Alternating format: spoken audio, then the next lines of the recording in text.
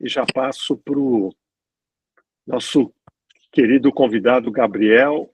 Vamos e o sócio dele, o Pedro. Né?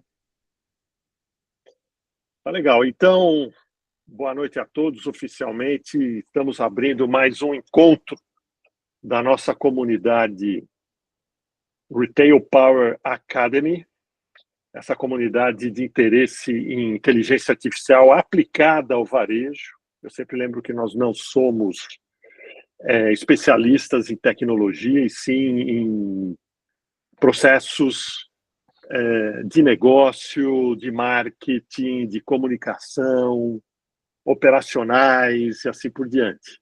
E também em vários setores do varejo, alimentos, moda, conveniência, shopping, e-commerce e assim por diante. Então, hoje nós estamos aqui com o Gabriel e o Pedro. Eles são fundadores da BNA.dev, mas vocês vão explicar melhor, né? Que é uma startup de inteligência artificial. Mesmo, na verdade. BNA, né? BNA pela facilidade. Pela facilidade. Então, eu queria agradecer. Não está presente aqui o Tomás, que indicou vocês, né? Mas se ele assistir o vídeo gravado, vai pegar essa menção aí que a gente faz a ele. Tá, bom. A nossa comunidade, então, foi criada em fevereiro desse ano. Ela está organizada em vários grupos, nem todos os grupos são ativos. Aqui nós temos alguns líderes de grupos bastante ativos, o Ricardo é um deles. O objetivo é aprender, né, com a inteligência artificial e entender como aplicá-la no dia a dia das empresas. Né? O Bruno está aí também. Boa noite, Bruno. Tudo bem? E eu acho que esse é um desafio que nós temos, né? Fazer essa leitura de como acelerar a utilização da IA nas empresas para leigos. Né? Eu lembro eu faço sempre um paralelo de quando vocês ainda não eram nascidos, né, o Gabriel e o Pedro, quando saiu o Office 3.11, sei lá o quê. Né? Não, era o Windows 3.11, mas o primeiro Office, né, e revolucionou os escritórios. Todo mundo passou a ter um PC e utilizar planilha de texto e planilha de cálculo. Muitas tarefas deixaram de ser delegadas e passaram a ser desenvolvidas pelos próprios usuários. Né? Bom, daí em diante nós vimos isso se repetir várias vezes com a internet, com redes sociais e assim por diante. Eu acho que a inteligência artificial é mais uma camada que chega para estar, né, capacitando, empoderando o usuário, que é o gestor de empresa, é um analista que faz parte de uma equipe, não é? E a turma de agência, como o Ricardo bem conhece, um diretor de arte, um redator, enfim, todas as áreas, né, da gestão são atendidas por essa tecnologia. A questão é quando. Né? Então, tem certas barreiras que, inclusive, nos interessa saber mais. A Carol, que não está presente, ela deve chegar daqui a pouco, está organizando uma pesquisa para a gente diagnosticar a situação da IA nas empresas varejistas, ok? Muito bem. Vou passar a bola para você, Gabriel. Obrigado pela sua presença e obrigado a todos vocês que estão aqui também. E o combinado é o seguinte, é bem dinâmico, tá? Você vai falar, quem quiser perguntar, levanta a mão, ou, né, sem atropelar demais, também pode interromper, mas o importante é que seja assim o mais livre possível, dinâmico, e que vocês se sintam bem, trazendo o conhecimento que vocês têm. Ok? Ricardo, eu só queria fazer um comentáriozinho. Você Pois falou não. que o grupo é ativo? Sim, ele é ativo graças ao Marcos Marrone, o Eduardo Páscoa, o Olivier, que também entrou recentemente, também tem colaborado bastante, e o Sandro, que por acaso não está presente, e vários outros colegas. Então, ele é ativo sim, porque tem um monte de talentos lá que estão sempre apoiando. Parabéns, é isso aí. Obrigado. Obrigado pela... pela lembrança. Então vamos lá. Está aqui também o Miguel, grande professor Miguel. Seja bem-vindo, um dos pioneiros aqui do nosso grupo, da nossa comunidade. Bom, boa noite a todos, boa noite, Ricardo. Primeiro de tudo, queria agradecer a oportunidade de a gente poder estar apresentando para vocês um pouco do que a gente está fazendo com tecnologia, com inteligência artificial, tá? Eu sou o Pedro Gabriel, aqui do meu lado. A gente criou a BNA no segundo quarter desse ano, com um objetivo muito claro de... Eu estava trabalhando há 2 anos atrás no mercado de carros usados, principalmente na parte de... Eu vou te falar e-commerce, mas não é bem um e-commerce, é principalmente atração de leads, usando o Google Ads e tudo mais. E aí a gente começou a ver, principalmente nesses mercados, que seria mercado de carro, mercado imobiliário, em que você tem normalmente 2 tipos de vendedor. Você tem o SDR, que seria o cara que faz essa prospecção, um cara que de baixa qualidade, baixo treinamento, que ele vai falar com quase todos os leads para filtrar, para chegar na mão do vendedor. E o que a gente começou a perceber, principalmente pela minha experiência de mercado e um pouco da experiência do Gabriel, é que existia um grande problema estratégico com isso, hein? Porque a primeira abordagem dos seus primeiros leads era uma abordagem de baixa qualidade. Está tudo bem para alguns casos, você está filtrando esses leads. Mas você acaba também tendo uma experiência negativa para o cara que é bom, que tem perfil de compra e tudo mais. E aí, quando você junta, digamos, essa baixa qualificação do profissional com pouco treinamento, é um mercado de vendas razoavelmente amador, assim, um mercado de veículos usados, e também a gente vê de móveis, a gente via que a estratégia que era pensada lá em cima, que era, digamos, a estratégia de venda, a estratégia de promoção, como falar com o cliente, ela não chegava na conta, né? E aí, o que a gente sempre foi voltado à tecnologia, né? E o Gabriel, a gente nos conheceu quando a gente trabalhou junto na Uber, então a gente sempre esteve envolvido com tecnologia de certa forma. Com a evolução da IA, a gente pensou, a gente consegue atender esse cliente, fazer esse papel do SDR com uma IA, de forma que, para o cliente, ele não vai perceber que ele está falando com uma IA, ele vai achar que ele está falando com uma pessoa, e para a empresa, a estratégia que foi pensada lá em cima vai estar sendo falada para o cliente. E aí, ao longo desses últimos, acho que 6, 7 meses, a gente tem feito isso, principalmente voltado para o mercado de carro, e tem dado muito certo, né? Então, a gente consegue atender o cliente de uma forma até mais complexa do que a gente estava, do que era esperado, assim, do que o SDR atende. A gente, de certa forma, fala muito que a IA alucina, mas um SDR mal treinado alucina mais do que a IA, então, talvez trazer mais qualidade de atendimento, menos volatilidade, né? O ser humano ali, às vezes, acaba sendo mais criativo do que a própria IA, e a gente tem visto tanto de um lado, uma qualidade melhor no atendimento, mas do outro, uma elasticidade no atendimento muito maior. Então, tipo, você vai fazer uma campanha e investiu mais, você não precisa contratar mais gente para atender esses leads. Quer investir menos, você também não tem esse custo. Então, a gente permite que as empresas tenham um pouco mais de volatilidade nos seus investimentos de marketing. Mas, então, esse é o cenário que a gente está vivendo agora e um pouco do produto que a gente está fazendo. Só uma observação, né? Quer dizer, a empresa é muito nova, gente, 6 meses, né? Então, isso eu acho que é natural de um ambiente como esse que nós estamos vivendo, né? Inovação mesmo, né? Legal, Pedro. Tanto que se a gente começa a olhar para competidores nesse cenário, ou eles são os CRMs que estão há muitíssimo tempo nesses nichos que a gente vem atuando, ou são empresas da mesma idade da nossa. A gente está numa ideia da gente mesmo autofinanciar a empresa, a gente não está olhando por investimento agora, mas tem algumas outras que já levantaram investimento, mas levantaram investimento mês passado, levantaram investimento em julho, levantaram investimento em fevereiro. Então, como é uma tecnologia nova e um pouco do que a gente queria trazer para a conversa é, num primeiro momento, explicar o que a BNA faz e como a gente atende os nossos clientes hoje, mas a segunda parte da conversa aí vai ser um pouquinho mais comigo, que aí o meu background é basicamente completamente técnico. O Pedrão é muito técnico também, nós dois somos engenheiros, ele mecânico ou mecatrônico, mas eu estava fazendo as contas, eu tenho 28 anos e já faz 15 anos que eu programo já, então eu basicamente o produto inteiro nosso, a infraestrutura inteira nossa. Só a questão da LLM mesmo não foi feita pela gente, mas todo o resto, de modo geral, a infraestrutura foi 100% criada pela gente. Deixa eu fazer uma conta aqui. Peraí, deixa eu fazer uma conta. 28 anos, você nasceu em que ano? 90 e? 96. 96. Ô, Miguel. 96, me ajuda a lembrar aqui. Bom, já tinha internet, né? Já 96. 96 era o comecinho ali da internet. Internet de escada, né? De escada, IG, pop.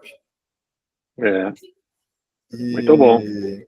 E aí a ideia dessa segunda parte, se der tempo, né, claro, Orkut. é desmistificar um pouco o desenvolvimento com IA, por dois lados. De um lado é que, sim, você consegue implementar facilmente alguns use cases, mas do outro lado é que não existe bala de prata que você vai sentar sem nenhuma experiência de programação e vai fazer algo com uma taxa de alucinação muito pequena, que se integra com N ferramentas, que resolve a vida do SDR inteiro.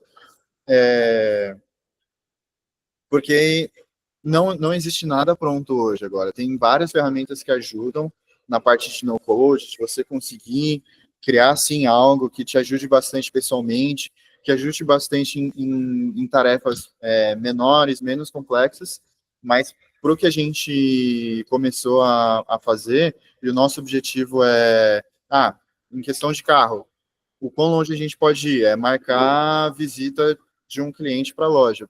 Mesma coisa para imóvel.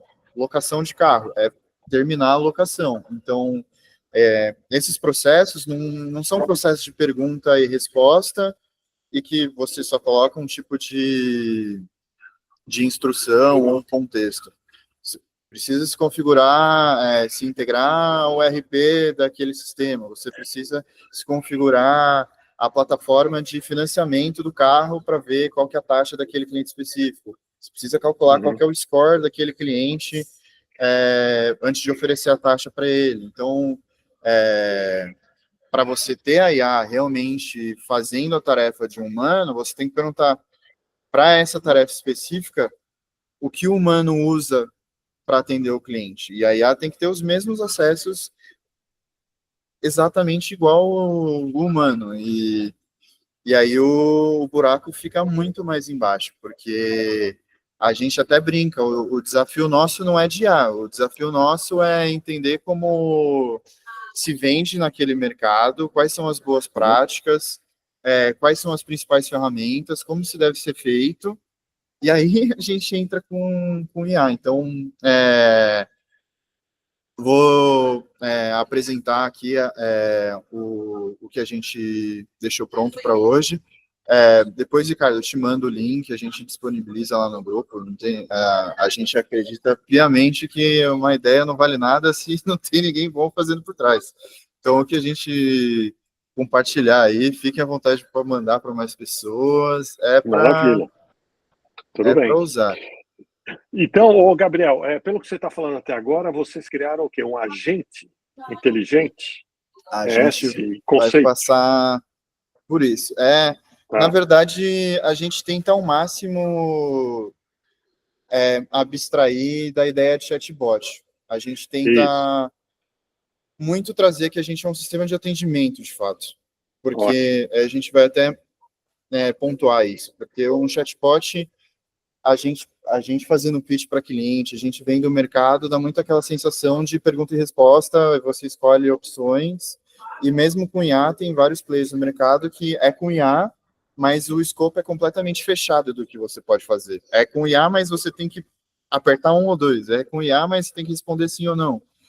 Eu acho que uma coisa que quando a gente fala chatbot, vem muito na cabeça das pessoas, que é o que a gente tentou não fazer, né, e que eu acho que é o que realmente a nossa solução funciona muito melhor do que isso, é que o fluxo de vendas para um cliente, acho que a gente tende a sempre pensar ou mapear como se ele fosse algo linear, né, como se o cliente passasse por essa etapa, e chegasse até o final. Assim, na prática, não é bem assim, né? O cliente, às vezes, ele fica voltando nas etapas, porque puta, ele não conseguiu a aprovação daquele crédito, não era bem aquele carro que ele queria, principalmente quando a gente está falando de moto, de avaliação de crédito, de um produto usado e tudo mais, você tem uma certa vai e vem. E isso o humano consegue fazer bem. O chatbot de árvore de decisão, que era o que se usava antes do IA, ele acaba sendo muito limitado por conta disso, né? O cliente não necessariamente quer seguir aquele fluxo exatamente, ele quer primeiro perguntar do carro, depois ele vai te dar o CPF para você fazer uma análise de crédito, ele não vai seguir exatamente como você queria que ele seguisse. Com a IA isso é muito possível, porque ele consegue, você falou de agentes, quando a gente fala de vários agentes, a gente pode ter um agente por estado em que o cliente está dentro da negociação. E aí, com a IA, é muito possível ir mudando isso daí. Porque eu percebo o seguinte, viu? Eu percebo o seguinte, no Instagram, principalmente, aparece lá algumas campanhas, ou diversas, né? E eles querem abreviar demais aquele funil. Você manifesta algum interesse, já é obrigado a praticamente agendar uma chamada. E eu sempre aborto ali. Quer dizer, eu poderia me interessar pelo carro, querer saber, ter diversas outras informações antes de pensar em fornecer meus dados. E eles simplesmente têm lá um vídeo, alguma coisa atrativa, você saiba mais, pronto, já vai para um agendamento. Eles devem perder muito lead com isso. Bastante. E na questão dos agentes, são diversos agentes, e aí um agente para determinar qual agente deve agir, um agente para traduzir o que o outro agente disse e traduzir isso numa conversa de WhatsApp, um outro agente para pegar toda a conversa e transformar ela em dados nos quais a gente pode analisar depois sobre aquela conversa em específico. A gente hoje estava pensando em colocar mais agentes para... isso foi bem legal, foi uma ideia que o Pedro teve hoje. Que assim, todos os clientes são diferentes. Você não pode assumir que vai ser o mesmo atendimento para todos os seus clientes, independente do produto que você esteja vendendo. Então, vai ter o cliente que ele já está decidido, ele só precisa, cara, me dá o link do pagamento, deixa eu pagar esse negócio. Tem o cliente que ele não sabe o que ele quer comprar, e você tem que ensinar o que é, apresentar os produtos, ajudar ele a fazer essa decisão. Tem o cliente que você tem que persuadir ele muito, porque ele está brigando ali por preço, e você tem que trazer outros tipos de objeções. Então, existe um mundo muito factível, na verdade, e a gente vai colocar isso com certeza absoluta, de ter N fluxos diferentes, no qual a IA determina qual fluxo a gente tem que seguir para esse tipo de perfil de cliente, e dependendo desse perfil de cliente, vai ter um outro agente que vai determinar qual que é a próxima task que a gente tem que lidar ali com o cliente. Então, se a gente olha esse slide de hoje, que eu coloquei aqui, hoje a BNA faz da apresentação do produto até o agendamento. Por caso de locação, a gente faz até o final, de fato, porque ele não tem a parte da visita e da proposta, basicamente. É algo muito mais simples, né? A gente pode dividir em dois tipos de varejo. Então, se é um varejo no qual você consegue entrar no site e comprar sem nenhum problema, possivelmente você consegue fazer com IA até o final. Se é um produto no qual você pode olhar no site, você vê o que é, mas você vai atrás de falar com alguma pessoa ou ir na loja para ver como que é, possivelmente você não vai fechar isso com uma IA. Mas mesmo que você não feche isso com uma IA, a gente vê N oportunidades de a IA entrar ali. Por isso que a gente tenta vender e apostar muito no fato de um sistema de atendimento, porque a partir do momento que a gente faz o agendamento, a gente pode ir atrás do cliente para confirmar se ele vai na visita, de fato. A gente pode até ligar para o cliente perguntar se ele vai lá. Depois da visita, a gente pode fazer follow-up para ele. Se tiver no momento de mandar a proposta, a gente pode criar a proposta e mandar para o cliente. A gente pode até já automatizar junto com o vendedor ou junto com o gerente financeiro para mandar o contrato para o cliente ali de uma maneira muito mais fácil. A gente até brinca também que é algo que a gente já está planejando fazer, que é a babá do vendedor. Então, A gente não tem controle sobre como ele vai vender o lead que a gente fez o agendamento, mas a gente consegue entender se ele atendeu ele rápido, se ele não esqueceu nenhuma das etapas de venda daquele cliente em específico, já avisar o gestor desse vendedor, ó, o lead chegou, já marcou a reunião, já marcou a visita, ninguém foi falar com o cara. Ele acabou de sair da visita, não teve nenhum follow-up nesse cliente específico, então, por mais que a gente não vá substituir um vendedor na loja, porque ele é um humano e a gente não vai substituir um humano, tem várias medidas que a gente pode fazer para cada vez estar mais perto ali do vendedor, tanto ajudando o vendedor, ajudando a gestão e garantindo que nenhum lead seja perdido ali no final. Se a gente fala... Gabriel, só um pouquinho, antes de mais nada, acho que a primeira apresentação aqui que nós assistimos, né, de uma solução com vários agentes. Né? Normalmente vem um agente com uma função específica, então são muitos aqui. E eu tenho assim visto, acompanhado em outros grupos, outras publicações, que é uma tendência forte isso, né? Mas esse esse é o ponto da bala de prata, tipo, fazer agora, o que a gente faz hoje. Eu até tentei fazer no code isso. A ideia era a gente, vamos pegar uma ferramenta que já existe no mercado, vamos usar ela e deixar o mais legal possível. E prontamente a gente percebeu que não seria possível. E a gente até pode passar isso. Agora, no final, esse slide super rápido aqui. A ideia da BNA. Qualquer varejo que trabalhe com atendimento, com venda assistida, pode aproveitar essa arquitetura que você apresentou aí. Sim. Né? Serviços, serviços, isso... Imagina um salão de beleza. Quer dizer, para escalar isso para pequenos empreendedores, tem um mercado gigante aí. Tem muitos use cases mesmo. Eu acho que vai falar alguma coisa? Não, o que eu ia falar é que o grande pulo do gato, assim, do use case é que você consegue ter uma força de vendas que ela não tem custo fixo, né? Você tem não uma força de vendas, mas uma parte da sua força de vendas, ela é um custo totalmente variável e ela não depende de uma boa contratação, de um bom treinamento, de um bom gestor, porque quando você está falando de um cara que é pequeno, normalmente ele que é o cara que faz a contratação, o treinamento, a gestão, você tira um pouco dessa responsabilidade dele e traz para o que normalmente o dono do pequeno negócio sabe fazer, que é a estratégia de como ele vende, qual que é o diferencial dele, e isso acho que a IA absorve muito melhor do que as pessoas as quais ele contrataria, e você tira dele também essa responsabilidade, digamos, financeira de ter alguém contratado e tudo mais. Então, sim, acho que ajuda muito nesse sentido, não falando só de custo, mas falando também do peso da gestão. E por mais que a parte da IA seja escalável para qualquer use case, tem um desafio muito grande, e foi por isso que a gente até rapidamente percebeu que seria melhor a gente nichar em poucas áreas, que é o desafio de fazer integrações com as ferramentas daquele nicho. Então, que é o problema do no-code ou das ferramentas que fazem agentes genéricos. Porque essa ferramenta genérica que vai funcionar para qualquer tipo de empresa, quando a gente vai olhar uma loja de pneu, ele não vai estar integrado com um RP que normalmente o pessoal que tem loja de pneu tem.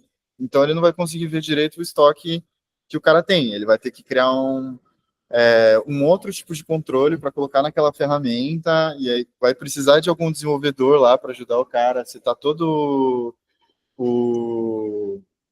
essa integração. Então, a gente acabou optando por nichos, porque a gente... vamos vender carro? Beleza. Quais são os CRMs mais importantes? Quais são os RPs mais importantes? Quais são os sistemas de gestão financeira mais importantes? Porque assim a gente consegue garantir que a IA vai performar exatamente como um SDR. A IA vai ter acesso às ferramentas mais importantes, vai conseguir fazer exatamente tudo igual um vendedor ou um SDR, que é um slide rápido das coisas que a gente já tem prontas em breve e no futuro. Então começa com comando de voz ali, ó, o cliente que é o consumidor final, né? Uhum. Então o cliente vai entrar em contato e a gente não tem problema em questão de canal, se ele mandar áudio, tá tudo bem, se ele mandar texto, tudo bem, se ele mandar imagem um pouco mais chato, tudo bem. Ele entra no nosso chatbot, a gente acaba usando o chatbot porque é mais fácil explicar, mas ele faz tudo isso que vocês estão vendo, né?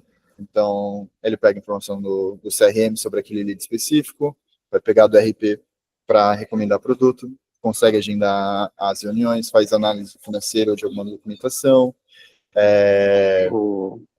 Gabriel, só um pouquinho, tem o Luiz. O Luiz, Felipe, né? aqui. Pode falar aí, cara. Não, Gabriel, na verdade, eu, por exemplo, eu trabalho numa rede de lojas de moda e a gente capta 50, 70 litros por semana. E a gente tem uma pessoa que trata esses 50, 60 litros, mas a gente vê que a gente perde muito, né?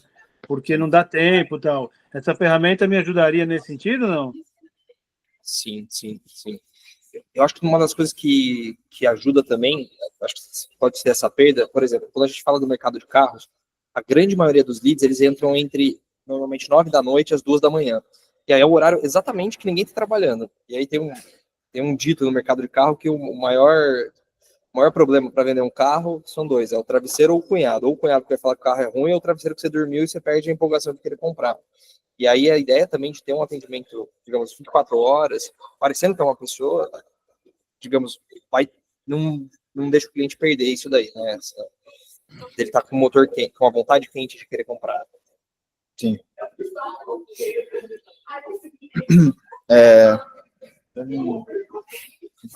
O café diminui a energia.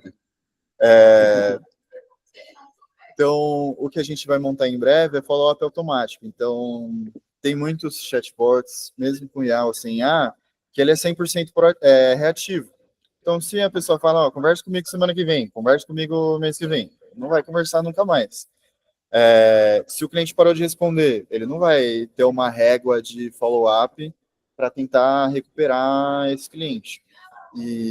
Então, isso é uma outra parte que, assim, de novo, a bala de prata não resolve isso. Você precisa algo além da IA, algum sistema automático para fazer a gestão desse follow-up. Então, é interessante saber que esse negócio de Creo AI, tem o Flow Eyes, eles resolvem parcialmente o problema desse atendimento. E aí, pode falar. O que eu acho que eu ia falar aqui, acho que o Ricardo abordou antes, e eu acho que talvez o Eduardo aí levantou a mão. Dar uma introdução para vocês. Quando a gente fala de multi-agentes, basicamente, eu acho que vocês estão já falando com outras empresas que falam de AI e tudo mais, quando você tem um prompt, digamos, você quer criar um agente, normalmente, quanto mais especializado ele for, melhor ele vai atender aquilo. Então, quando a gente fala, por exemplo, do mercado de carro que a gente está mais, a gente tem basicamente um agente que sabe iniciar uma conversa. Então, ele vai entender, ele vai cumprimentar a pessoa, ele vai fazer aquela abordagem inicial. Aí a gente vai ter um outro agente que está ali na parte de coletar dados do cliente. A gente vai ter um outro agente que sabe recomendar carro. A gente vai ter um outro agente que sabe fazer um agendamento. Então, é como se a gente tivesse um gerentão, quer dizer, tem um outro agente que gerencia todos esses agentes. Então, é como se eu tivesse dentro de um time um grande gerente e aí ele tivesse várias pessoas para falar com aquele cliente. Então, a hora ele vai falar, puta, esse cliente aqui, ele está no começo da conversa, então eu quero que essa pessoa fale com ele, que esse cara sabe falar super bem o começo da conversa. Ele já está no fim de uma negociação, então é essa outra pessoa. Então, esse sistema multiagente é exatamente você pegar a IA e especializar ela muito bem para o que você quer naquele momento. E aí eu acho que o grande, talvez não um grande segredo, mas o que a gente tem feito bastante, que é muito bem, então, esse agente que é o gerente, que ele sabe exatamente, ele entende do mercado e do fluxo e ele sabe a hora de trocar quem está falando com o cliente, né? Qual agente está falando. Edu? A minha dúvida é um pouco prática do negócio, que é com relação à integração disso a um CRM. E é um CRM que tenha jornadas específicas de trabalho que não deixem de ser um pouco a mesma dinâmica das quais vocês estão falando. Só que são automatizadas.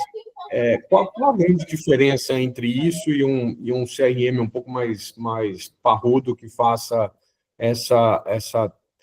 esse, vamos chamar assim, esse atendimento do cliente de modo automatizado e robotizado com uma jornada pré-definida, que não, os CRMs podem fazer isso, né? Ou fazem. Vamos colocar que existem 4 prateleiras. Então, o primeiro é o atendimento humano. A vantagem é que você consegue responder qualquer tipo de pergunta, a desvantagem é o treinamento, você não sabe qual vai ser a qualidade, a disponibilidade. O segundo é o chatbot normal, sem nada. É aquele que você aperta o botãozinho e segue o fluxo.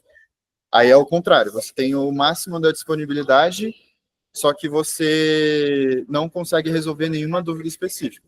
Você só pode resolver aqueles pontos que já estão mapeados na jornada. A próxima prateleira é chatbots de IA genéricos. Então, o chatbot de IA genérico, ele é um meio a meio, ele tem uma grande disponibilidade, ele consegue tirar algumas dúvidas, só que dúvidas muito específicas, nas quais você precisa de algum documento, ou a IA precisa... eu preciso verificar num sistema se esse produto existe, preciso verificar num sistema se a sua visita está realmente marcada, preciso marcar a sua visita, preciso analisar o seu score de crédito. Isso não vai acontecer, então vão ter várias dúvidas que mesmo assim você não consegue responder, porque SA não tem acesso às coisas que o humano tem acesso. Então, é um problema de integração mesmo, que a SA tem acesso. Quando a gente fala do nosso produto em si, ele tem o melhor dos 2 mundos. Então, ele tem acesso ao que o humano tem e a todas as respostas que o humano pode dar, porque ele está integrado a todas as ferramentas que o humano tem. Então, ele tem as mesmas capacidades. E, ao mesmo tempo, ele tem 100% de disponibilidade. Só que o que a gente acredita é que só dá para chegar nesse ponto empresas que estão nichadas num mercado. Então, por exemplo, eu tenho a loja de pneu lá.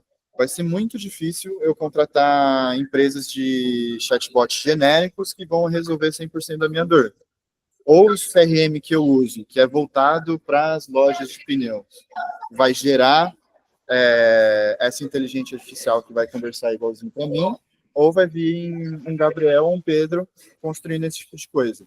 Então, Gabriel, essas são as... Só uma pergunta. Então, no caso de uma concessionária, né? A concessionária tem a loja de novos, tem a loja de usados, tem serviço, tem peça, e acho que é isso, né? Então, essa solução de vocês não atende a concessionária como um todo, vai atender veículos, né? Por enquanto. Por enquanto. O que a gente tem feito, acho que talvez a gente tem pegado o nicho. A gente tem pegado produto a produto para poder entender essa jornada do cliente e desenvolver essa IA para cada uma das jornadas do cliente.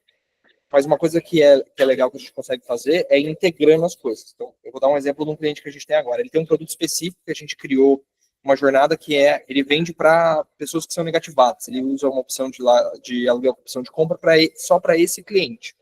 Só que ele tem todos os outros clientes. Então, a gente tem um bot só para esse cliente e eu tenho um bot mais genérico que decide se ele continua na negociação genérica ou se ele muda para esse.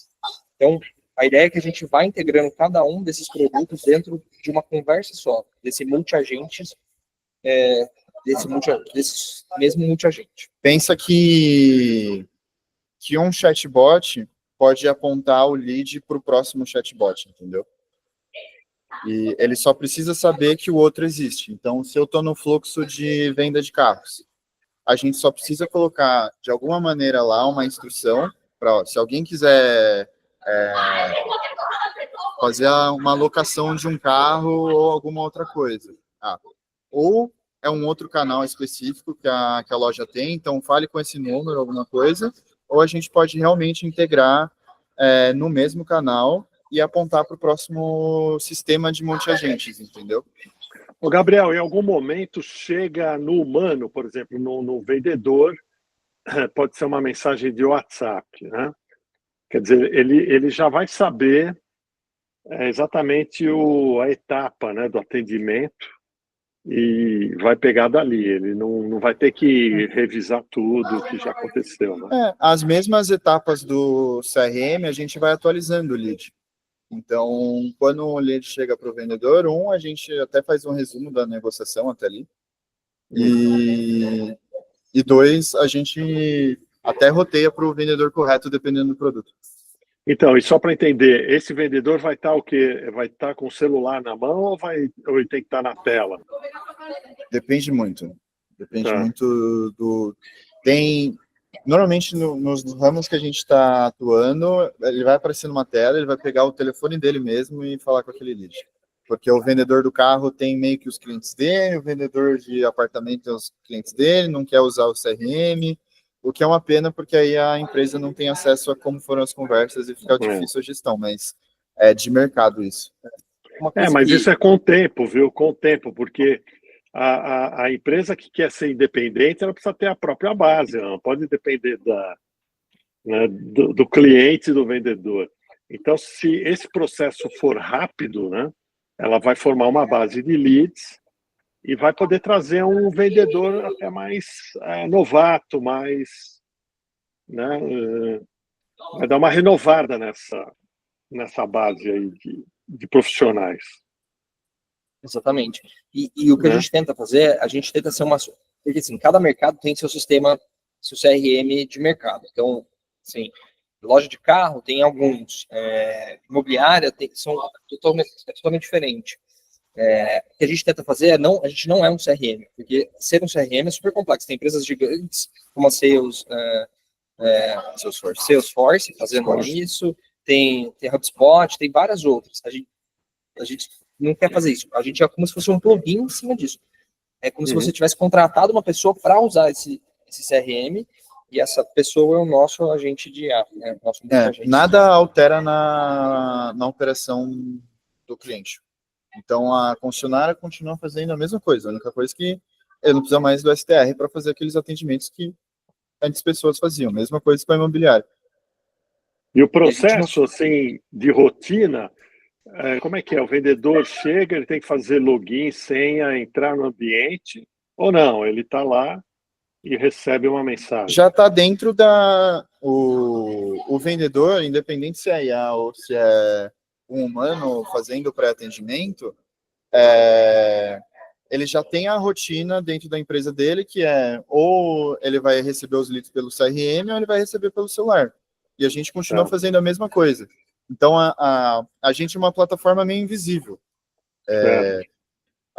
Todas as nossas informações vão entrar no CRM, todas as conversas vão estar no CRM, que é realmente para não alterar em nada o passo a passo da empresa. A gente não quer que você troque seu CRM, que você desfaça dos seus processos diários, semanais. Nada vai mudar. O que vai mudar é que uma parte grande do seu atendimento e da sua gestão, você não vai ter mais essa dor de cabeça. Então, a única coisa que a gente tem que você consegue ver, de fato, é um dashboard que a gente mostra para ver a nossa performance de como que ela está andando. Isso que eu ia perguntar lá atrás. Cada etapa vocês têm os KPIs, talvez, e conseguem ir mostrando a gestão disso, né? De modo geral, a gente tem um dashboard onde mostra onde os leads estão nesse funil, essencialmente. Óbvio que tem mais coisas, dependendo do cliente, mas, de modo geral, é a visão do funil, onde estão os clientes, porque, dependendo de como estiver esse funil, a gente vira meio que o analista de CRM das empresas. Então, cara, tá todo mundo travado na recomendação de carro, a gente tem que fazer alguma coisa sobre a recomendação de carro. Ou do nosso lado, alguma coisa que a gente está fazendo mal, ou alguma coisa na estratégia de recomendação por mais que a gente esteja fazendo bem, não está funcionando, entendeu? Ó, o Olivier levantou a mão também. Se uma dúvida em relação a quando você mostrava o funil, Gabriel, só para entender as slides, a parte da esquerda que você fala hoje é o que você já consegue atender? E o que você pretende atender no futuro, que você colocou em breve, é isso? Então, são as etapas do funil de vendas consultivas. Então, a alocação a gente não acredita que seja tão consultiva, ela é bem straightforward, assim. Tipo, eu preciso alugar um carro, eu quero esse carro, é um valor, um ticket médio pequeno, e ele vai até o final, e a gente faz até a compra. Mas quando a gente fala de funil de vendas consultivo, onde ele é razoavelmente mais complicado, hoje a gente vai até o agendamento da reunião, e Q1 do ano que vem a gente vai ter agentes ou automações em cada uma dessas próximas etapas. Tanto na visita, quanto na proposta, quanto na compra, e até em questão de remarketing também. Essas vendas Legal isso, hein? Ó. Dentro em breve, você faz tudo isso e o carro chega na sua porta, porque o carro também vai funcionar sem motorista. Existe um mundo...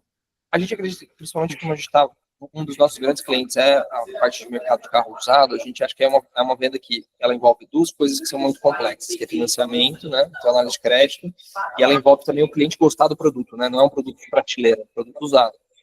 Então, esse vendedor, no final da negociação, que gera um senso de urgência no cliente, que traz uma confiança, de que ele pode ter uma garantia e tudo mais, a gente acredita que isso não vai acabar. Entrar num processo de conseguir fazer com que, digamos, nessa segunda etapa, que são os fluxos que a gente está fazendo, a gente consegue auxiliar a esse vendedor a ser mais eficaz. Principalmente quando a gente fala de gestão dele, né? Então, no sentido de você fazer o remarketing, de você avaliar se esse cara está realmente atendendo o cliente do jeito que a gente consegue. Como com o IA a gente consegue analisar a conversa com muita qualidade, a gente consegue fazer, digamos, esse processo da área que qualidade faria, entendeu? Uma área de qualidade. Só uma curiosidade técnica, né? Nós temos visto algumas plataformas de IA que usam como se fosse assim uma cesta de LLMs, né? Tem OpenAI, tem todas elas lá. A de vocês é a mesma coisa ou vocês estão usando só um deles, só o OpenAI, por exemplo? Pela praticidade, a gente está usando o OpenAI, mas a gente já testou várias outras LLMs. Eu realmente acredito que é muito over-engineering para pouco resultado, assim. Então, daria para fazer tudo com o OpenAI. Tá até nos outros slides. Talvez não dê tempo para passar. Principalmente por causa do atendimento em português. O Llama não funciona tão bem em português. O Claude acaba funcionando um pouquinho melhor. Os nossos agentes conseguiriam usar qualquer modelo e a gente faz uma análise de qualidade / preço, dependendo do modelo. E foi só mais conveniente usar o OpenAI hoje. Porque a própria OpenAI, ela oferece modelos diferentes, né? Inclusive um gratuito. Então, dependendo da etapa, você pode economizar um pouco, né? Exato. Isso a gente faz com os modelos da OpenAI. O que a gente acabou encontrando é que testar N plataformas de API com N modelos diferentes é melhor a gente sair vendendo a nossa empresa do que gastar tempo nisso. Hoje é o que faz sentido para a gente. 3 meses atrás eu estava testando muito mais isso do que hoje. Hoje muda muito pouco a qualidade e muito pouco o preço também, entendeu? Legal. Bom, vocês já estão aí meio no limite do tempo, tá? Então fique à vontade para abreviar, se for o caso. A gente pode até marcar outra vez, mas o que eu queria passar um pouco para vocês o que é o nosso sistema em 20 passos. E aí vocês vão ver que até certo ponto é quase alguma coisa que qualquer pessoa consegue fazer. Depois de certo limite, já fica meio estranho. Então, os 6 primeiros pontos é escolher a LLM. Então, por mais que hoje eu sei te dizer que eu uso o OpenAI só por causa de X e Y. Mas antes de eu tomar essa decisão, eu testei N modelos. Prompt Engineering. Então, que tipo de técnica de Prompt Engineering você está usando? E por que você está usando ela? Depois você pula para criar o GPT lá da OpenAI, ou o assistente. Que é basicamente você criar um chat que tem um prompt específico que vai resolver aquela dor. Em gestão de documentos, isso é uma baita dor de cabeça para ferramenta genérica, porque você acredita que você vai colocar o seu PDF, o seu site lá, e a IA vai ter completo acesso àquilo, e não é verdade. Tipo, a maneira como você faz a ingestão de documentos para a IA ter acesso impacta muito a qualidade não sabia das disso. respostas. Os provedores de API. Então, o GPT é só pela OpenAI, mas o Llama tem 10 provedores de API, e cada um deles tem qualidades, preços e velocidades diferentes. O Grok, por exemplo, ele é 100% de graça para todo mundo, modelos muito bons. Só que ele tem um rate limit muito baixo, então para a gente não faz tanto sentido. Aí, agentes no-code, a gente começou com esses agentes no-code. Que seria um GPT 2.0, um assistente 2.0. Tem o PreOI, o Flowise, só que tem limitação do que esses agentes conseguem fazer. Ô Gabriel, explica para a gente aí o que é agente no-code. É que você simplesmente tem ferramentas que vão te auxiliar a criar um agente sem ter que programar. Codar, sem ter que programar. Ou seja, a programação tipo Python, sei lá. Exato. Não precisa. Então, você consegue entrar nessas duas e criar um agente. Só que tem um trade-off que ele não consegue fazer tudo que ele conseguiria fazer se você programa. Essa Creo AI é brasileira, né? É brasileira. E já está investida, pelo que eu vi. Sim, sim. E aí, as integrações no canais. Dependendo da sua plataforma, você consegue fazer isso no Code também. Então, bot press você consegue fazer, bot conversa, tem vários que você consegue fazer. Se eu não uso um código, se eu não crio um código, eu crio como se fosse um prompt, é isso? Sim, você consegue, ainda você está conseguindo fazer o seu agente. Function Tool, que é aquela parte de o agente conseguir fazer mais do que procurar num documento. Então, procurar na internet, procurar no Google, às vezes tem algumas integrações prontas. Você consegue fazer lá pelo PreOI, dependendo. A partir desse 9, é onde tudo é Yes Code, basicamente. Então, o agente, você consegue configurar o raciocínio dele e o motor de decisão dele. Então, como ele vai te dar a resposta. E isso afeta a qualidade da sua resposta para aquela task específica.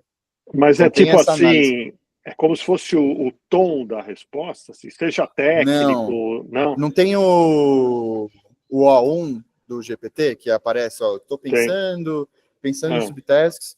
Então, tem um agente que você pode configurar para ele fazer aquilo. Ele vai demorar 40 segundos para responder. Tem um agente que você pode configurar para ele só te dar a resposta. Tem um agente que, esse Structure Planning, ele seta uma lista de tasks que ele tem que fazer e ele reflete em cima da primeira resposta e vê se ele precisa alterar essa resposta. Então, isso não tem nenhuma plataforma no code para você fazer esse tipo de coisa. A maneira que a gente juntou todos os multi-agentes, não daria para fazer também da maneira que a gente fez.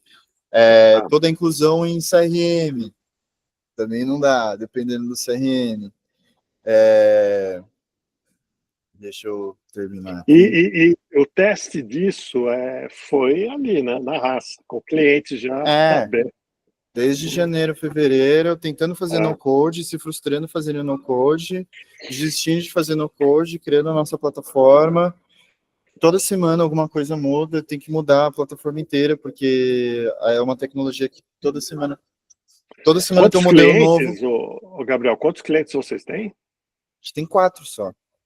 Tá, mas já está se pagando Desde o primeiro, a atividade? gente brinca que desde o primeiro dia se pagou, a gente Vocês não estão trabalhando nunca de foi graça. deficitário, não estamos. Não, a gente já A fez gente não isso. está pagando as nossas contas ainda, mas Tá Não bom. trabalhando de graça. Né? não estamos trabalhando de graça, não.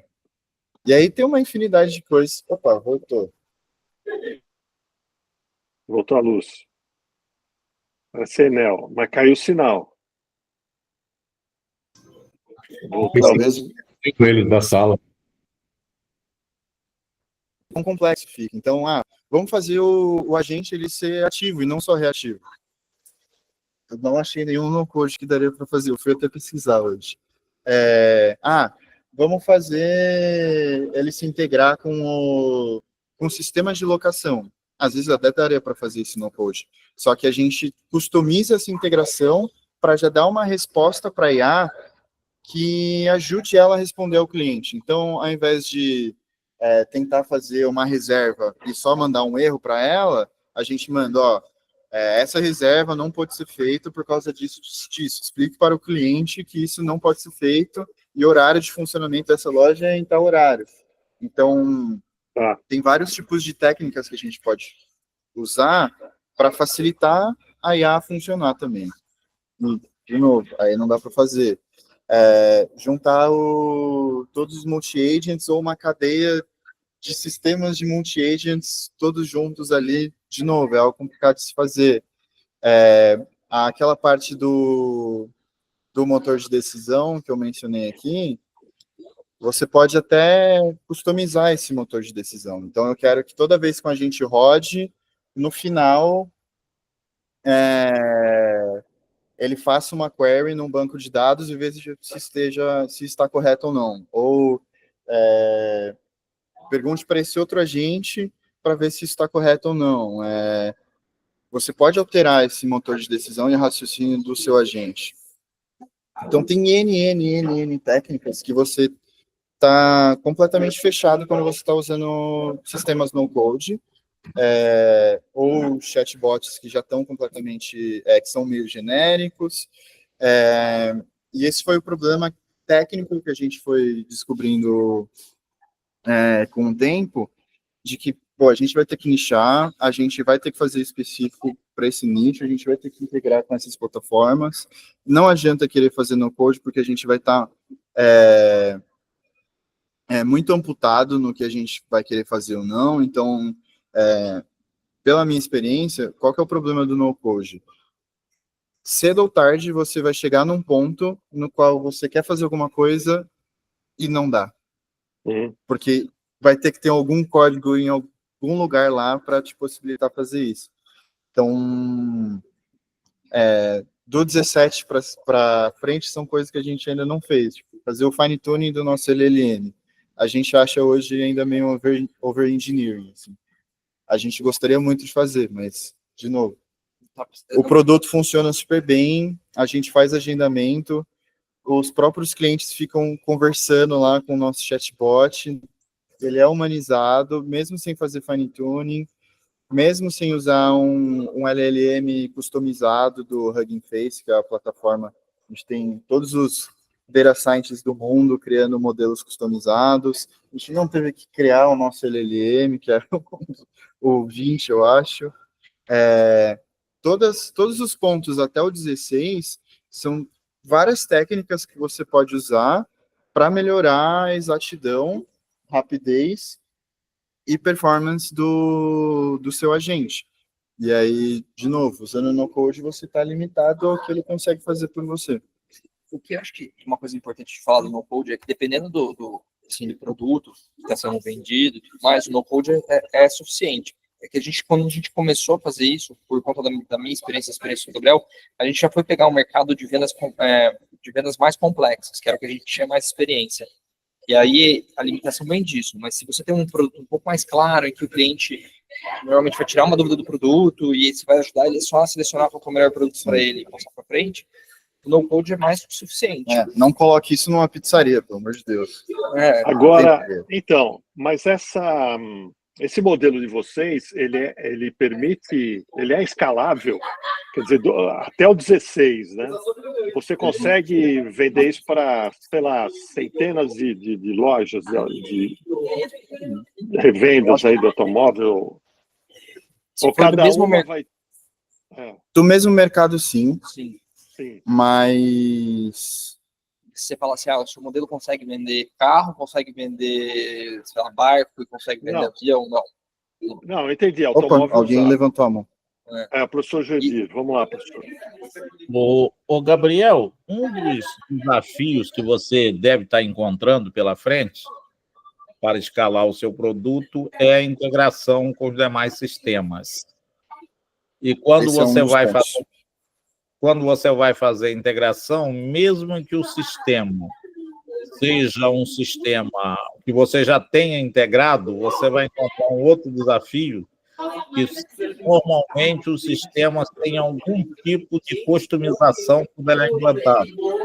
E se tiver customização, você não consegue.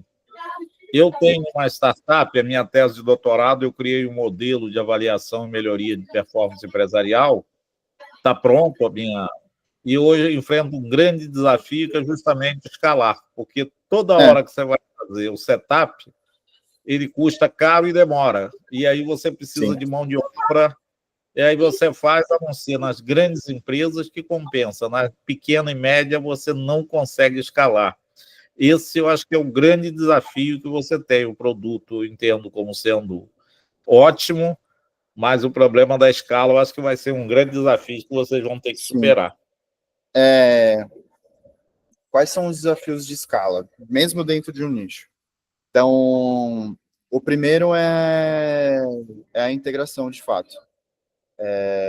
A parte de customização, ela é um grande desafio, mas já foi um grande desafio na outra empresa que eu trabalhei junto com o Tomás, inclusive, lá na Cloud Kitchens. Então, a gente já fazia integrações com todos os aplicativos de delivery do Brasil. A gente chegou a fazer com e-commerce, a gente chegou a fazer com marketplace. Então, é um desafio de escala que eu, pelo menos, estou mais acostumado a fazer, porque mesmo que seja customizado, eu já tenho um framework de como fazer essas integrações customizadas sem doer imensamente. Vai ter um setup chato para os enterprise, mas descendo de enterprise para médio e pequeno, funciona, e o que a gente viu que funciona é que integra na marra mesmo. Quando tiver bastante cliente, vai atrás do sistema para eles te abrirem a API e falar, pô, eu já tenho 1000 funcionários, cara, abre a API para eu não ferrar o seu servidor. É meio faça e peça desculpa depois, porque pedir no começo com poucos clientes, eles, porque eu vou abrir uma API para você que está fazendo com 2 funcionários aí, cara, 2 grupos de funcionários. Então, isso é menos pior. O desafio que a gente tem hoje é realmente se a gente for na Automob, que é um grupo de concessionária, e a gente for no Grupo Soma, que foi o que a gente foi hoje aqui, eles têm sistemas de venda completamente diferentes. E eu não consigo ter um black box de IA que vai funcionar para o Automob, que vai funcionar para o Grupo Soma. Então, e não é o que a gente se propõe hoje de fazer. Talvez a gente crescendo mais, eventualmente a gente vai ser meio que forçado a fazer isso. Hoje, a gente quer aproveitar disso para aprender cada vez mais sobre os mercados que a gente está dentro, porque se a gente conseguir fazer muito bem a Automob e vender super bem os produtos deles, e ao mesmo tempo a Soma conseguir vender super bem os produtos deles, a gente aprendeu 2 maneiras diferentes de vender carro, e a gente vai conseguir, por consequência, quando a gente escalar para uma IA que não é tão customizável para lojistas médios ou pequenos, algo já comprovado que funcione bem, sabe?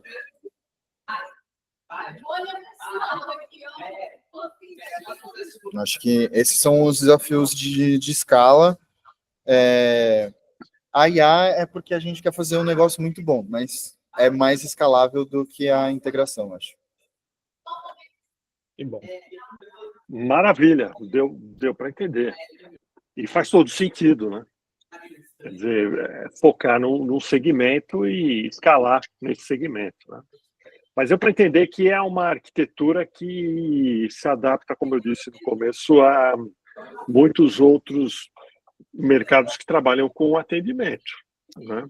Então, quer dizer, quando vocês tiverem capacidade de desenvolver mais, vocês vão ter A gente não faz soluções. porque não dá, a gente sabe que dá, mas a gente não tem braço, essencialmente.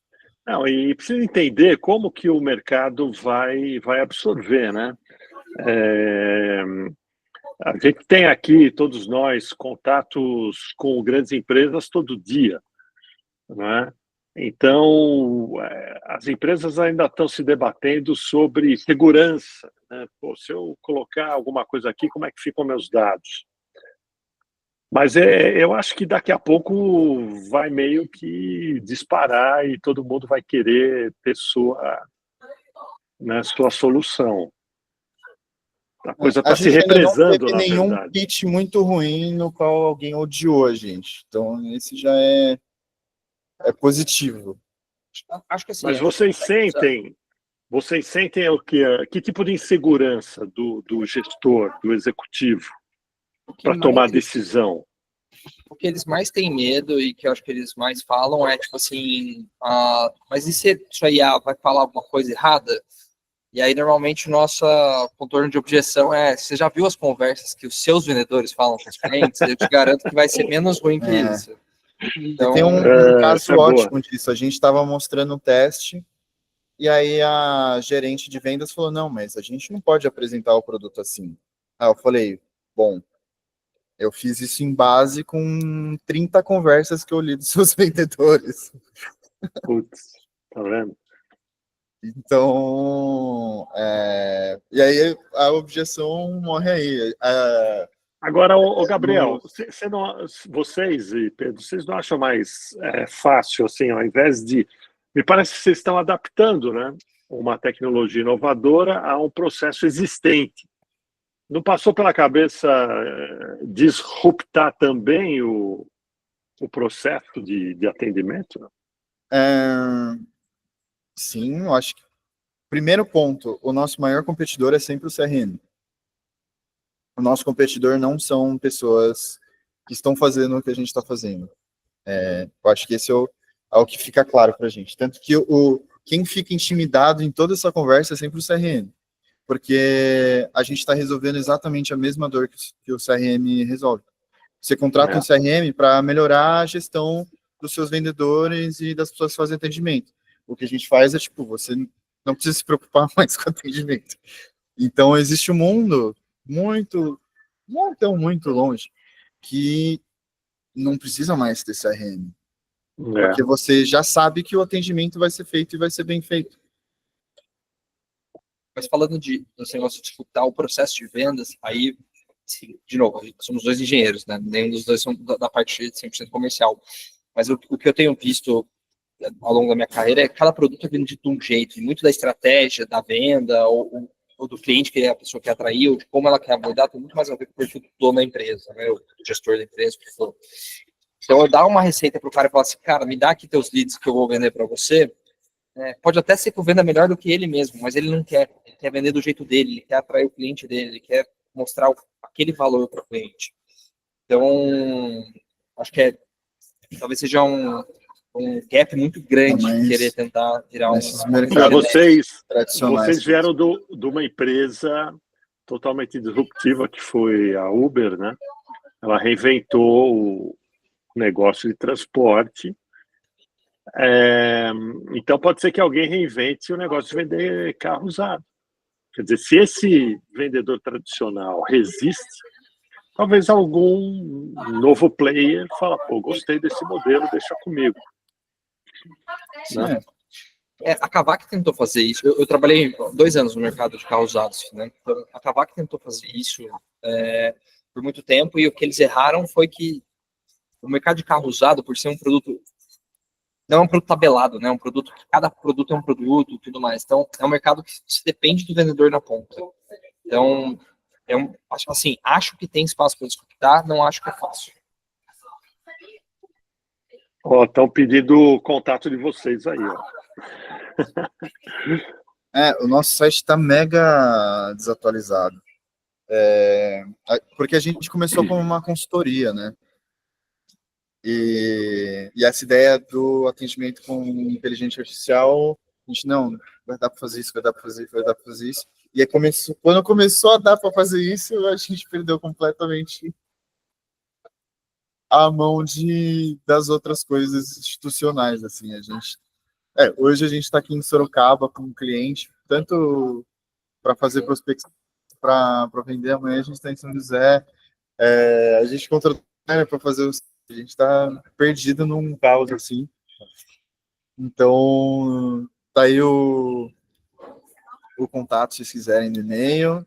Eu estou no grupo, depois eu peço para o Ricardo adicionar o Pedro. A gente gosta de estar com muita coisa, então... Legal, compartilha o link com ele já entra direto.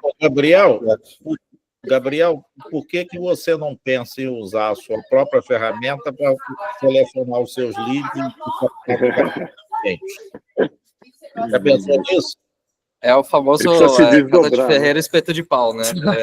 Nossa, a gente já pensou... Você está me oferecendo, desculpa aí a franqueza, mas você está me oferecendo uma ferramenta e você está me dizendo que você está rodando, indo lá no cliente, bater na porta do cliente. Então, se você chegasse na minha porta, eu ia dizer, escuta, você veio aqui bater na porta, por que você não usou a sua ferramenta? Então, esse não é crítica, não, tá? Mas é uma verdade que o próprio cliente, o seu futuro cliente, né, pode dizer, pô, se você bateu na minha... Você tem razão, Judito. Você tem completa razão. Porque, olha, é muito comum eu no não varejo. Tiro sua razão de maneira nenhuma.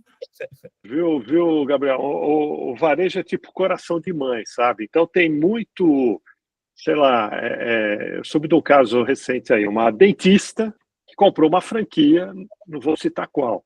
Então, muita gente, o cara trabalha em banco, tem outras atividades, ou compra uma franquia, ou abre uma loja, ou empreende, né? Então, esse modelo de negócio que vocês estão recriando pode atrair, sim, como disse o professor Joedir, empreendedores que não são do ramo, mas pela facilidade, né, da ferramenta, vão falar, poxa, eu vou trabalhar com isso aqui na minha região. Ricardo, deixa eu te perguntar, o que eles estão propondo quando tem uma dor específica no atendimento, né? Imagino que são setores, negócios que, por exemplo, tem muita demanda para atender, ou tem que ser rápido, de repente, ágil para o cliente, sei lá, segurar ele, né? Imagino que deve haver vários setores, várias verticais que têm essas dores, onde esta solução ela aumenta as chances de, vamos dizer, de trazer esse cliente para o final do funil. Tá? A gente divide nossos clientes em 3. Então, tem a loja ou a imobiliária muito pequena, que é um corretor só, ou é o dono da loja, não faz nenhum sentido fazer para esse cara.